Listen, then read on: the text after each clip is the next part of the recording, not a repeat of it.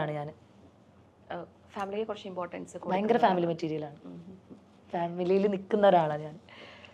ജാസി എങ്ങനെയാണ്? ഞാൻ പേഴ്സണലി വീഡിയോസിലുള്ളത് പോലെ തന്നെയാണ് ഞാൻ ഏകദേശം. കാരണം ഞാൻ എൻ്റെ റിയൽ ലൈഫും അല്ലെങ്കിൽ എൻ്റെ വീഡിയോസും ഒക്കെ ഞാൻ ഏകദേശം അതിനോട് മേച്ചായിട്ട് തന്നെയാണ് ഇടുന്നത്. അതുകൊണ്ട് എനിക്ക് വലിയൊരു ഇത് തോന്നിയിട്ടില്ല. ഞാൻ എന്താണോ അതാണ് എൻ്റെ വീഡിയോസ് ഞാൻ കാണിക്കുന്നത് എന്ന്. ഞാൻ എപ്പോഴും ഭയങ്കര ഫ്രീ ആയിട്ട് എല്ലാവരുടെ ഉള്ളിൽ എല്ലാവരെയും ഹാപ്പി ആക്കണം അല്ലെങ്കിൽ എല്ലാവരെയും ചിരിപ്പിക്കണം എന്ന് വെച്ച് നടക്കുന്ന ഒരു വ്യക്തിയാണ്. ഇപ്പോൾ ഈവൻ ഞങ്ങളുടെ ഫ്രണ്ട് സർക്കിൾ ആണെങ്കിലും എല്ലാവരും ഇങ്ങനെ അടങ്ങിയിരിക്കുന്നതൊന്നും ഞാൻ എപ്പോഴും ഭയങ്കര ആക്റ്റീവായിട്ട് തമാശ പറഞ്ഞ കളി. 100 പേരിരിക്കുന്ന ഒരു ഓഡിയൻസിനെ മൊത്തം കയ്യിലെടുക്കാൻ ജാസി മതി. ജാസി ഒരു മൈക്ക് ഉണ്ടെന്നുണ്ടെങ്കിൽ അത്രയും പേര് എന്റർടൈൻ ചെയ്യിക്കും. അതേപോലെ തന്നെ ഞാൻ വീഡിയോസിലും കാണിക്കുന്നത്. ഞാൻ എല്ലാവരും ഹാപ്പിയായി ചിരിച്ച് കളിച്ചിരിക്കാൻ അവരെ മുമ്പിൽ ഇപ്പോൾ നമ്മൾ എല്ലാവരും പറയും കോമഡി ആയിരിക്കും, പക്ഷെ എനിക്ക് അവരെ മുമ്പിൽ അങ്ങനെ ആയാലും എനിക്ക് കുഴപ്പമില്ല. കാരണം ഞാൻ ആ ഉള്ള മൊമെന്റിൽ അവരെല്ലാവരും ഹാപ്പി ആക്കണമെന്ന് വിചാരിക്കുന്നുള്ളൂ. ഞാൻ ഇടയ്ക്കിടയ്ക്ക് ജാസിയുടെ ഭയങ്കര ഇമോഷണൽ ആയിട്ടുള്ള വീഡിയോസ് കാണാറുണ്ട്. ചില കമന്റുകൾ അവിടെ കോട്ട് ചെയ്യാറുണ്ട് ആ ഒരു വീഡിയോ ചെയ്യുമ്പോഴത്തേക്കും. ഇപ്പം ഇത്രയും ഈ ഒരു സൈബർ ബുള്ളിങ്ങിനെ ഇത്രയും നന്നായിട്ട് നേരിടുന്ന ഒരാൾ എന്തുകൊണ്ടാണ് ചില സമയത്ത് അത്തരത്തിലുള്ള വീഡിയോസ് പോസ്റ്റ് ചെയ്യുന്നത്? കണ്ടന്റ് ഉണ്ട്. ചിലപ്പോൾ എനിക്ക് പേഴ്സണലി മനസ്സിൽ തട്ടും. പിന്നെ അതേപോലെ കണ്ടന്റ് ആണ്. രാവിലെ ഉറക്കത്തിൽ നിന്ന് ഇന്നൊരു റിപ്ലൈ വീഡിയോ ചെയ്യാണ്ട് ഇന്ന് വേറെ വീഡിയോ ഒന്നും പോസ്റ്റ് ചെയ്യാനില്ലെന്ന് പറഞ്ഞിട്ടായിരിക്കും ആ ചിലപ്പോൾ കരച്ചിൽ വീഡിയോ അന്ന് ചിലപ്പോൾ നല്ല ഹാപ്പിയിലേക്ക് ഇരിക്കുക. വെറുതെ ഒരു കണ്ടന്റ് അല്ലാതെ കണ്ടന്റ് വേണ്ടി ചെയ്യാറുണ്ട്. ഉള്ളിൽ അങ്ങനെ തട്ടാറൊന്നുമില്ല. ആദ്യമൊക്കെ ഉണ്ടായിരുന്നു, ഇപ്പൊ പിന്നെ അങ്ങനെ ഒന്നുമില്ല. ആകെ നനഞ്ഞാൽ പിന്നെ കുളിരില്ലാന്ന് പറയില്ലേ, അതുപോലെയാണ്.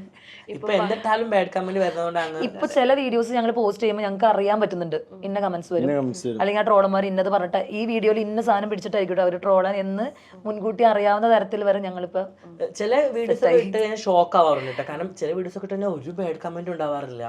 ഒറ്റ ബാഡ് കമന്റ് ഇല്ലാത്ത കുറെ വീഡിയോസുകളും ഉണ്ടായിട്ടുണ്ട്. ഇപ്പൊ ലാസ്റ്റ് ഒക്കെ ചെയ്ത വീഡിയോസിൽ മീൻസ് അമ്മയും മകനുമായിട്ട് 2 പാർട്ടായിട്ട് ചെയ്ത വീഡിയോ ഉണ്ടായിരുന്നു. അതിൻ്റെ അകത്തൊന്നും ബാഡ് കമന്റ് ഇല്ല. ഒരുപാട് നല്ല ആൾക്കാരെ നല്ല കമന്റ് ഒക്കെ പറഞ്ഞ് അപ്പൊ അതും സന്തോഷം തോന്നാറുണ്ട്. ഈ ഓരോ കോണ്ടന്റ് വീഡിയോസ് ചെയ്യുന്നതിന് പിന്നീട് ഒരുപാട് എഫേർട്ട് ഉണ്ട്. തീർച്ചയായിട്ടും അത് എല്ലാവരും മനസ്സിലാക്കണമെന്നില്ല. അത് കാണുമ്പോൾ നമ്മളെ കുറ്റം പറഞ്ഞ ഒരുപാട് പേരുണ്ടാവും, ചിലപ്പം നന്നായി പറയുന്ന ആൾക്കാരും ഉണ്ടാവും. അപ്പം എങ്ങനെയാണ് നിങ്ങൾ അതൊരു ബാലൻസ് ചെയ്യുന്നത്? ഈ ഒരു വീഡിയോ കണ്ടന്റ് ക്രിയേറ്റ് ചെയ്യുമ്പോൾ എത്രത്തോളം ശ്രദ്ധിക്കാറുണ്ട്? എന്തൊക്കെയാണ്? അതും ഒരു എക്സ്പെൻസ് ആണല്ലോ നിങ്ങൾക്ക്. ഈവൻ ഇപ്പോൾ ഞാൻ ഫുഡിൻ്റെ വീഡിയോസ് ഒക്കെ ഇടാറുണ്ട്. അപ്പോൾ ഒരു ഫുഡ് വീഡിയോസ് എടുക്കുമ്പോൾ നമുക്ക് ഒരു ഫുഡ് ഉണ്ടാക്കുന്ന സമയത്ത് അത് ഓരോ ഘട്ടങ്ങളായിട്ട് നമ്മൾ അത്രയും എഫേർട്ട് എടുത്തിട്ടാണ് ആ വീഡിയോ ചെയ്യുന്നത്.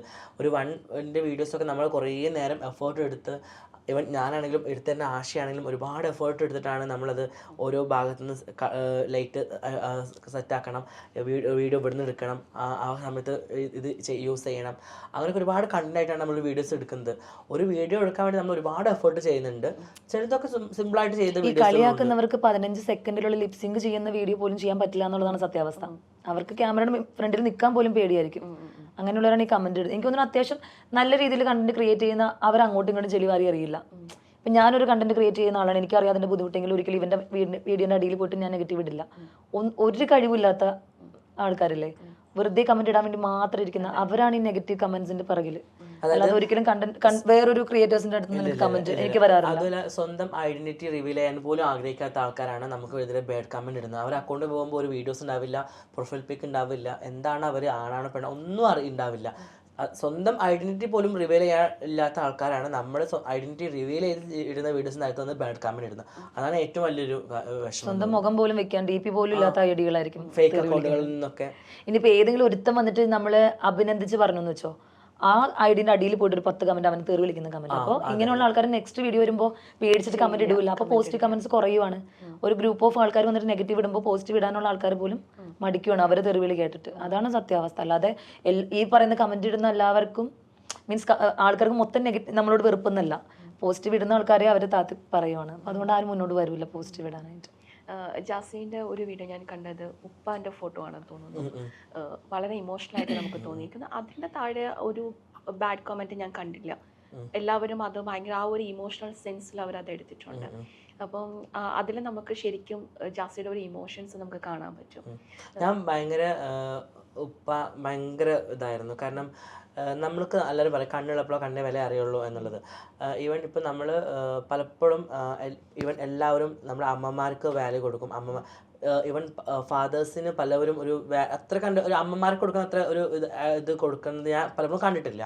പക്ഷെ നമ്മുടെ ഞാനത് റിയലൈസ് ചെയ്ത് എൻ്റെ ലൈഫിൽ എൻ്റെ ഉപ്പ എന്നുള്ള വ്യക്തി ഇല്ലാണ്ടായപ്പോഴാണ് ഉപ്പ ചെയ്തു വന്ന കുറേ കാര്യങ്ങളുണ്ട്, കുറേ കാര്യങ്ങൾ. ഇതൊക്കെ ഉപ്പ ചെയ്തുകൊണ്ടിരുന്ന കാര്യങ്ങളാണെന്നുള്ളത് പോലും നമുക്ക് അന്ന് അറിയില്ലായിരുന്നു. ഉപ്പില്ലാത്ത സമയത്താണ് ഇതൊക്കെ മനസ്സിലാവുന്നത്. അപ്പോൾ ഭയങ്കരമായിട്ട്, പിന്നെ ഒന്നാമത് ഉപ്പ ഭയങ്കര പാവമായിരുന്നു, ഭയങ്കര അറ്റാച്ച്മെൻ്റ് ആയിരുന്നു ഞാൻ ഉപ്പാനായിട്ട്. ഇവൻ ഉമ്മാനായിട്ട് ഉപ്പാനായിട്ടും എല്ലാം ഷെയർ ചെയ്യും, ഭയങ്കര ഫ്രണ്ട്ഷിപ്പ് മൈൻഡായിരുന്നു. അപ്പോൾ ഒരു സമയത്ത് ഉപ്പ എന്നുള്ള ഒരു വ്യക്തി ഇല്ലാണ്ടായപ്പോൾ എനിക്ക് ഭയങ്കര ഒരു വിഷമമായിരുന്നു. പിന്നെ അത് എനിക്കൊരു ആൾ വരച്ച് തന്നതാണ്, കോഫി പെയിൻറ്റിങ് ചെയ്ത് തന്നതാണ്. അപ്പോൾ അത് ആശയം എനിക്കിങ്ങനെ ഗിഫ്റ്റായിട്ട് കൊണ്ടുവന്നപ്പോൾ, കാരണം എനിക്കറിയാം എന്താണ് ഇമോഷണലി എനിക്ക് കൂടുതൽ ഇഷ്ടപ്പെട്ട ഒരു ഗിഫ്റ്റ് എന്താണെന്നുള്ളത് ഇവൻക്ക് അറിഞ്ഞുകൊണ്ടാണ് ഇവൻ ഇത് എനിക്ക് പെയിൻറ്റിങ് ചെയ്ത് തന്നത്. അതെനിക്ക് ഭയങ്കര ഇമോഷണലായിരുന്നു ഇവൻ തന്ന സമയത്ത്. എൻ്റെ ലൈഫിൽ എനിക്ക് കിട്ടിയ ബെസ്റ്റ് ഗിഫ്റ്റുകളിലൊരു ഗിഫ്റ്റ് അതാണ്. ഇപ്പം നാട്ടിൽ പോകുമ്പം എങ്ങനെയാണ് ബന്ധുക്കളും വീട്ടുകാരുമൊക്കെ? നാട്ടിൽ എനിക്ക് അങ്ങനെ വലിയ പ്രശ്നങ്ങളൊന്നും തോന്നിയിട്ടില്ല. ഈവൻ ചെറുപ്പത്തിൽ പഠിക്കുന്ന സമയത്ത് സ്കൂളിൽ നിന്നും ആ സമയത്തൊക്കെ ഇങ്ങനെ കളിയാക്കലൊക്കെ നേരിട്ടിട്ടുണ്ട്. പക്ഷെ അന്നും പഠിക്കാനും ഇതേപോലെ ക്ലാസ്സിലൊക്കെ ഭയങ്കര ആക്റ്റീവായിരുന്നു.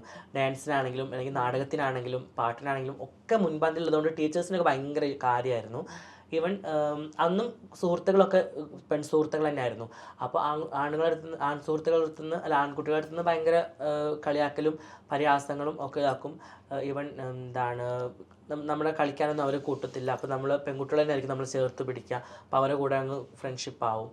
അങ്ങനെ ശ്രുതിയിൽ നിന്ന് മാറ്റേണ്ട ഒരു കാര്യം, ഇപ്പം സുഹൃത്തുക്കളാകുമ്പോൾ നമ്മൾ പറയാറുണ്ട്, ഞാൻ ആദ്യം പറഞ്ഞാണ് ചങ്ങാതി നന്നായാൽ കണ്ണാടി വേണ്ട എന്ന് പറയും. അപ്പം നമ്മളുടെ ഓരോ ഫ്ലോസ് എന്താണ്, നമ്മളുടെ ഒരു പോസിറ്റീവ് എന്താണ്, ഇതൊക്കെ നമ്മുടെ സുഹൃത്തുക്കളാണ് പറഞ്ഞു തരുന്നത്. അപ്പം ശ്രുതി മാറ്റേണ്ട ഒരു സ്വഭാവം എന്ന് ജാസിക്ക് എപ്പോഴും പറയുന്ന ഒരു കാര്യമുണ്ട്, നീ ഇത് മാറ്റണം, അങ്ങനെ ഒരു കാര്യം എന്താണത്?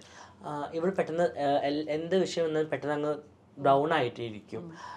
ഇവൻ എന്ത് വിഷയം ഡൗൺ ആവുകയും ചെയ്യും. പിന്നെ ഇവൻ നമ്മൾ വിളിച്ചാൽ ഫോൺ എടുക്കല്ല, ഇവളങ്ങ് ഒറ്റക്ക് അങ്ങ് റൂമിലിരുന്ന് അങ്ങ് ഭയങ്കര ഡിപ്രഷനായി പോകും. അപ്പം ഞങ്ങൾ ഇടയ്ക്ക് പോയി വിളിക്കും, നീ അങ്ങനെ ചെയ്യല്ലേ, നീ ഹാപ്പി ആയിട്ടിരിക്കുക, നിൻ്റെ ഹാപ്പിനെസ് കാണുന്നവർക്കാണല്ലോ പ്രശ്നം, നീ സങ്കടപ്പെട്ടിരിക്കുന്നതാണ് അവർ ആഗ്രഹിക്കുന്നത്. അപ്പോൾ നീ ഹാപ്പി ആയിട്ടിരിക്കുക, ബോൾഡായിട്ട് നിന്ന് കാണിച്ചു കൊടുക്കുക. പണ്ടൊക്കെ ഭയങ്കരമായിരുന്നു, ഇപ്പം പിന്നെ കുറേയൊക്കെ അവൾ മാറി, അവൾക്കിപ്പോൾ കുറേ ജീവിതം പഠിച്ചു അവൾ. അനുഭവങ്ങൾ ഒരുപാടായില്ലേ? അനുഭവങ്ങൾ ഒരുപാടായപ്പോൾ സാധാരണ എല്ലാവരും സ്ട്രോങ് ആവുകയാണ്, പക്ഷെ ഞാൻ കൂടുതൽ ഇമോഷണൽ ആയിക്കൊണ്ടിരിക്കുകയാണ്. പെട്ടെന്ന് കറിയിപ്പോ, മുമ്പ് അത്രയും കുറച്ചും കൂടെ സ്ട്രോങ് ആയിരുന്നു എന്ന് തോന്നുന്നു. ജാസി എന്താണ് മാറ്റേണ്ട സ്വഭാവമായിട്ട് തോന്നിയിട്ടുള്ളത്? അതായത് ഞാൻ എപ്പോഴും വഴക്കിടുന്ന എപ്പോഴും ഉപദേശിക്കുന്ന കാര്യം എന്താണെന്ന് വെച്ചാൽ, ഇവർ തമ്മിലുള്ള വഴക്കുകൾ പെട്ടെന്ന് പബ്ലിക് ആവും, പബ്ലിക്കിലേക്ക് പെട്ടെന്ന് എത്തും. അപ്പൊ അത് ഒന്ന് കൺട്രോൾ ചെയ്യാം. ഇവൻ പ്രഷർ വന്നു കഴിഞ്ഞാല് പരിസരബോധം ഉണ്ടാവില്ല. ചിലപ്പോൾ ഞങ്ങൾ എല്ലാവരും കൂടെ നിൽക്കുന്ന ഒരു സഭ, അപ്പൊ ഞങ്ങൾക്ക് അത് എഫക്ട് ചെയ്യുമോ, അല്ലെങ്കിൽ പബ്ലിക് അത് കാണുമ്പോൾ നാളെ ഒരിക്കലും ട്രോൾ വരും, ഇതിനൊന്നും ചിന്തിക്കാതെ സ്പോട്ടിൽ എടുത്ത് ചാടിയിട്ട് റിയാക്ഷൻ ആയിരിക്കും. സോ അത് ഞാൻ എപ്പോഴും പറയും, നമ്മൾ നാലാളെ അറിയുന്ന ആൾക്കാരായതുകൊണ്ട് തന്നെ നമ്മുടെ കാര്യങ്ങൾക്ക് പെട്ടെന്ന് ഇവർക്ക് സ്പ്രെഡ് ആക്കാൻ ഭയങ്കര ഇൻട്രസ്റ്റ് ഉള്ള കാര്യങ്ങൾ. അപ്പോൾ സോ പബ്ലിക് ആണെങ്കിൽ അതൊന്ന് കൺട്രോൾ ചെയ്ത് ദേഷ്യമൊക്കെ വരുമ്പോൾ വീട്ടിൽ പോയിട്ട് കാണിക്കുക, പബ്ലിക്കിൽ കാണിക്കില്ല. എപ്പോഴും അത് പറഞ്ഞിട്ടായിരിക്കും ഞാൻ എപ്പോഴും ഉപദേശിക്കുന്നത്. പെട്ടെന്ന് പ്രൊവോക്ഡ് ആവും അല്ലേ? എനിക്ക് പെട്ടെന്ന് ദേഷ്യം വരും. അത് എല്ലാവരോടും അല്ല കേട്ടോ, ഇവരുടെ കാര്യത്തിൽ മാത്രമല്ല, അത് പബ്ലിക്കിൽ എല്ലാവരോടും അങ്ങനെ ദേഷ്യമൊന്നും വരില്ല. പേഴ്സണലി ഞാൻ ഭയങ്കരമായിട്ട് ഇമോഷണൽ ആയിട്ടുള്ള വ്യക്തിയാണ്. എനിക്ക് പെട്ടെന്ന് സങ്കടം വരും. ഒരാൾ വന്ന് എൻ്റെ മുമ്പിൽ വന്ന് കരഞ്ഞു കഴിഞ്ഞാൽ അവരെ വിഷമങ്ങൾ ഞാൻ കേൾക്കും. അങ്ങനെയൊക്കെയാണ് പേഴ്സണലി. പക്ഷെ ഇവൻ എന്തെങ്കിലും തെറ്റ് ചെയ്തെന്ന് പറഞ്ഞാൽ എനിക്ക് സഹിക്കാൻ പറ്റില്ല. ആശയമായിട്ട് മാത്രം ഞാൻ തല്ലുകൂടെയൊക്കെ ചെയ്യുന്നത് ആശയമായിട്ട് മാത്രം. ബാക്കിയുള്ളവരൊക്കെ ജാസ്തി തല്ലുകൂടെ ഇല്ല, ജാസ്തി അങ്ങനെ ആരും ചെയ്യാറില്ല. ഇവർക്ക് അറിയുന്ന കറക്റ്റ് സ്വഭാവം എനിക്ക്. നമ്മൾ ഈ ഒരു മീഡിയയിൽ നിൽക്കുമ്പോൾ നമ്മൾക്ക് ഒരുപാട് ശത്രുക്കൾ ഉണ്ടാവും. നേരത്തെ പറഞ്ഞ പോലെ തന്നെ നമുക്ക് ചിലരെ ഫീൽ ചെയ്യും നമ്മളുടെ പിന്നാലെ ഇങ്ങനെ നടക്കുക, നമ്മൾ എന്ത് ചെയ്താലും നമ്മുടെ എന്താ പറയുക സീക്രട്ടായിട്ട് വാച്ച് ചെയ്യുക, ആ ഒരു സാധനം. അങ്ങനെ ഇറിറ്റേറ്റ് ആയിട്ട് തോന്നിയിട്ടുള്ള ഏതെങ്കിലും വ്യക്തികളുണ്ടോ? അല്ലെങ്കിൽ ഏതെങ്കിലും അല്ല, ഒന്നിലധികം മെയിൻ ട്രോളന്മാർ തന്നെയാണ്.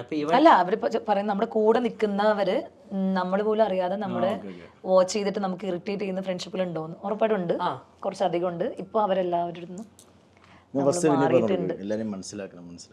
ഇപ്പൊ എല്ലാവരും മനസ്സിലായി തുടങ്ങി. മുമ്പ് എന്ന് വെച്ച് കഴിഞ്ഞാൽ പെട്ടെന്ന് നമ്മളെ ഒന്ന് മോളിൽ നിന്ന് വിളിച്ചു കഴിഞ്ഞാൽ നമ്മളുടെ സന്തോഷത്തിൽ പെട്ടെന്ന് നമ്മളെല്ലാവരും പെട്ടെന്ന് കയറി, ഞാനൊക്കെ പെട്ടെന്ന് കയറി വിശ്വസിക്കും. എനിക്ക് പെട്ടെന്നൊരു ഇഷ്ടമൊക്കെ തോന്നും. പെൺപിള്ളേരെ ഫ്രണ്ട്സ് ആക്കിയെടുക്കാൻ ഭയങ്കര ഇഷ്ടമൊക്കെയാണ്. പെട്ടെന്ന് എല്ലാവരെയും ആയിട്ട് ക്ലോസ് ആകും. പക്ഷെ ഇപ്പോൾ എല്ലാം പഠിച്ചു, പെട്ടെന്ന് മനസ്സിലാവാൻ തുടങ്ങി ആളുകൾ എന്താന്നുള്ളത്. ആ ഒരു മാറ്റം നന്നായിട്ട് വന്നിട്ടുണ്ട്. ഓക്കെ, അപ്പം ഇനി നിങ്ങൾക്ക് ഒരുപാട് സ്വപ്നങ്ങളുണ്ടല്ലേ മുന്നോട്ട് പോകാനായിട്ട്. ആ എല്ലാ സ്വപ്നങ്ങളും നടക്കട്ടെ എന്ന് ആശംസിക്കുന്നു. എല്ലാവിധ ആശംസകളും നേരുന്നു മുന്നോട്ടുള്ള ജീവിതത്തിൽ. അപ്പം നിങ്ങളെ ഇനിയും ട്രോളുന്ന ആൾക്കാരോട്, അല്ലെങ്കിൽ കോമൻറ്റ് പറയുന്ന ആൾക്കാരോട്, അല്ലെങ്കിൽ നിങ്ങളെ പരിഹസിക്കുന്ന ആൾക്കാരോട് നിങ്ങൾക്ക് എന്താ പറയാനുള്ളത്? എനിക്ക് പറയാനുള്ളത്, ഇപ്പോൾ നമ്മൾ ഒരാളെ ട്രോളുമ്പോൾ അവർക്കത് അവർ ചെയ്യുന്നത് ലൈക്കിന് വേണ്ടിയായിരിക്കാം, അല്ലെങ്കിൽ കുറേ ഫേമസ് ആവാൻ വേണ്ടി. പക്ഷെ അത് ഈ ട്രോളുന്ന ആൾക്കാരുടെ ലൈഫിൽ എത്രത്തോളം പ്രോബ്ലംസ് ഉണ്ടാക്കും, അല്ലെങ്കിൽ അവർ പറയുന്ന ഈ കള്ളത്തരങ്ങൾ, അല്ലെങ്കിൽ വളരെ കള്ളത്തരം മനസ്സിലാക്കാണ്ട് എന്താണ് റിയലായിട്ട് നടന്നത് എന്ന് മനസ്സിലാക്കാണ്ട് അവർ പറയുന്ന പല കാര്യങ്ങളും ഓപ്പോസിറ്റ് നിൽക്കുന്ന ആൾക്കാരെ ലൈഫിൽ ഉണ്ടാക്കുന്ന വലിയ പ്രശ്നങ്ങൾ ഉണ്ടാക്കുന്നുണ്ട്. അത് ഇവർ മനസ്സിലാക്കണം. ഈവൻ ഞങ്ങൾക്കും കുടുംബമുണ്ട്, ഞങ്ങൾക്കും വേദനകളുണ്ട്, വിഷമങ്ങളുണ്ട്. അവരെ പോലെ ഞങ്ങളും ദുബായിൽ അധ്വാനിക്കാനായിട്ടാണ് വന്നത്, കുടുംബം നോക്കാനാണ് വന്നത്. അത് അവർ മനസ്സിലാക്കണം എന്നാണ് എനിക്ക് പറയാനുള്ളത്. കാരണം ഇപ്പോൾ ഒരു റീസെൻ്റ്ലി ഒരു ഇഷ്യൂ നടന്നു, ഞാൻ എന്താ ഇഷ്യൂ എന്ന് പറയുന്നില്ല, ഇഷ്യൂ നടന്നു.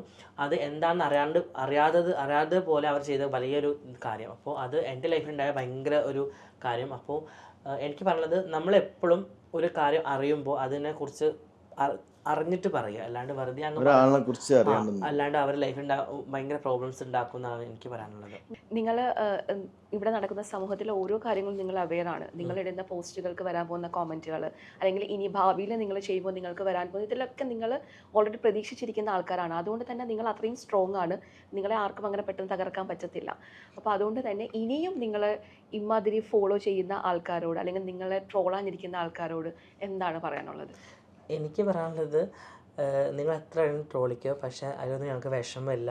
പണ്ടൊക്കെ വിഷമം ഉണ്ടായിരുന്നു, മരിക്കണമെന്നൊക്കെ തോന്നിയിരുന്നു. പക്ഷെ ഇപ്പം അങ്ങനെ തോന്നാറില്ല. പൊന്നു സഖി എന്തിനാ പിണക്കമെന്നോട് എന്തിനാ, അല്ല പൊന്നെ കൽബ് വേദന, എന്നെ കെട്ടി വീട്ടിലാക്കി നാട് വിട്ടതെന്തിനാ. അത്രയേ ഉള്ളൂ. Thank you so much. നിങ്ങൾക്ക് എല്ലാവിധ ആശംസകളും നേരിട്ടു. ഇത്രയും നേരം മൂവി വേൾഡ് മിഡിൽ ഈസ്റ്റ് മീഡിയയിലേക്ക് ഇത്രയും നേരം ടൈം സ്പെൻഡ് ചെയ്തതിന് ഒരുപാട് നന്ദി. എല്ലാവിധ വിജയങ്ങളും ഉണ്ടാവട്ടെ, നിങ്ങളുടെയൊക്കെ സ്വപ്നം നടക്കട്ടെ. ഇനിയും നിങ്ങളുടെ ആ ഒരു വലിയ ഉയരത്തിലേക്ക് എത്താൻ നിങ്ങൾക്ക് ഒരുപാട് സപ്പോർട്ട് ഉണ്ടാവട്ടെ. Thank you so much.